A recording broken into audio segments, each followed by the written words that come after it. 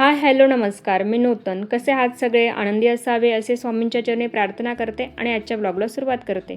आजचा ब्लॉग माझ्यासाठी भावनिक होता.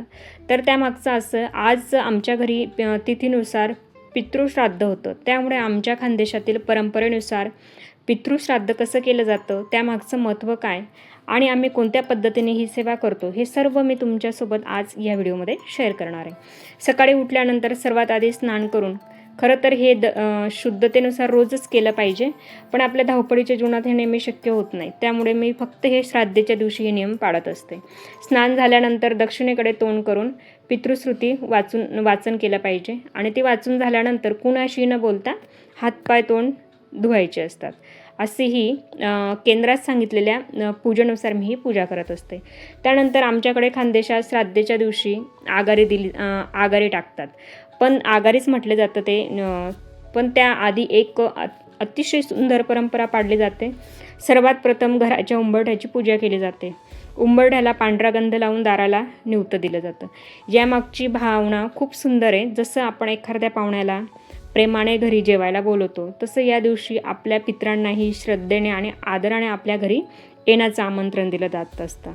आता मी तुम्हाला आमच्या केंद्रात जी काही महत्त्वाची माहिती दिली जाते ना, ती तुम्हाला सांगते. जर कोणाच्या घरात नारायण नागबली किंवा त्रिपिंड श्राद्ध सांगितलं असेल, पण काही कारणास्तव ते शक्य होत नसेल, तर सलग 5 वर्ष हे उपाय केले तर ते दोष नाहीसे होत असतात, असं केंद्रात सांगितलं जातं. तर त्यातली पहिला उपाय मी तुम्हाला सांगते. प्रत्येक अमावस्येला ब्राह्मणाला 11 रुपये, 21 रुपये, सव्वा पावशेर पेढा आणि जानव्याचा एक जोड दान करायचं असतं. असा हा पहिला उपाय सांगितला आहे. त्यानंतर दुसरा उपाय असा सांगितला आहे, जर आपल्याकडे ब्राह्मणाला दान देण्याकडे म्हणजे ब्राह्मण जवळपास नसेल तर आपल्याला जाणं शक्य होत नाही, तर मग त्यातील दुसरा उपाय असा सांगितला आहे की अमावस्येला दुपारी 12 वाजता दक्षिण दिशेला तोंड करून पत्रावळीमध्ये किंवा स्वच्छ पाण्यात एक पोळी घ्यायची. त्या पोळीवर साधा भात टाकायचं. साधा म्हणजे त्यात मीठ नसलेला. त्यावर थोडंसं तूप आणि काळ्या तिळीचे दाणे ठेवायचे. यानंतर एक विशिष्ट मंत्र म्हणायचा असतो. तो तुम्हाला हा मंत्र मी व्हिडिओच्या स्क्रीनवर किंवा डिस्क्रिप्शन बॉक्समध्ये नक्की देईन. मंत्र जपून झाल्यानंतर त्या माळेचा स्पर्श आहे ना, त्या नैवेद्याला करायचा असतो. ते भात आणि पोळी ठेवली त्या नैवेद्याला स्पर्श करायचा असतो. आमच्या केंद्रात असं सांगितलं जातं की हे उपाय सलग 5 वर्ष श्रद्धेने केल्यास पितरांना सद्गती मिळते, म्हणजे सद्गती मिळण्यास मदत होते आणि पितृदोषही कमी होण्यास मदत होत असते. ही माहिती फक्त आमच्या केंद्रात सांगितली होती, मी तुमच्यापर्यंत ती पोहोचवली.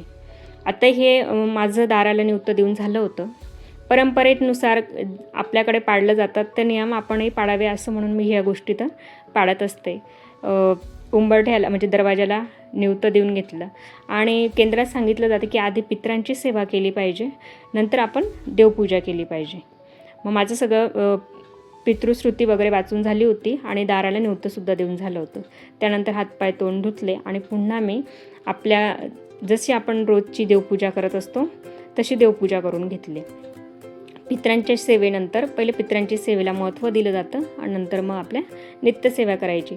आता नित्यसेवात आपण 3 अध्याय वगैरे असं काही जे करत असतो तेवढं मी आता स्वामी समर्थ महाराजांच्या सेवेनुसारच करत असते. तुम्ही साधी करत असाल तर आपण साधी पण देवपूजा करू शकतो किंवा देव धुवून वगैरे आरती वगैरे असं करू शकतो. आता श्राद्धेच्या दिवशी आमच्याकडे काय असतं, खानदेशात पुरणपोळीचा स्वयंपाक आवर्जून केला जातो.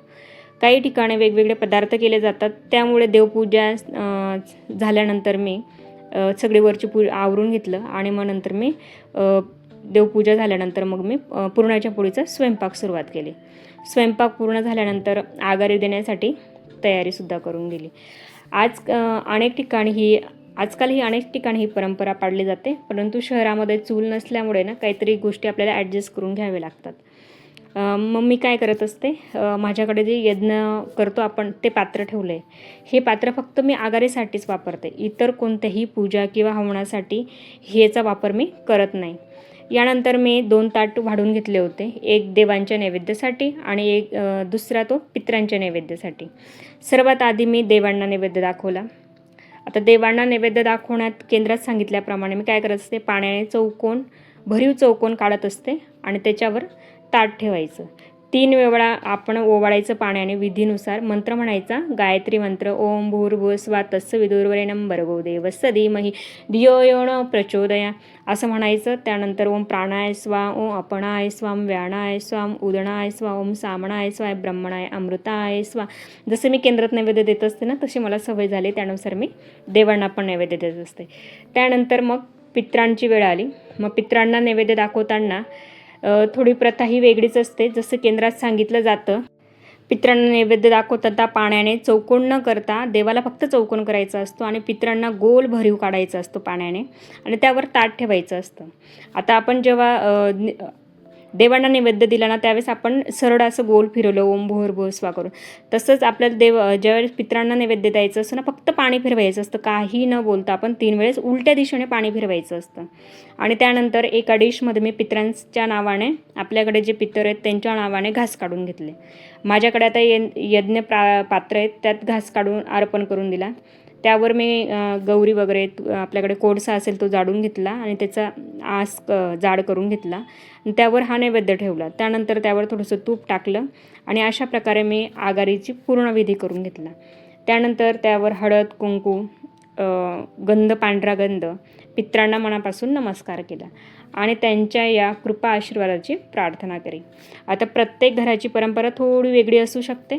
आज मी तुम्हाला आमच्या खानदेशातील किंवा आमच्या घरातील जी काही पितृंची, श्राद्धांची जी परंपरा सांगितली जाते, केली जाते ते, आणि आमच्या घरी ज्या पद्धतीने ती विधी केली जाते तोच मी तुमच्यासोबत आज शेअर केला आहे.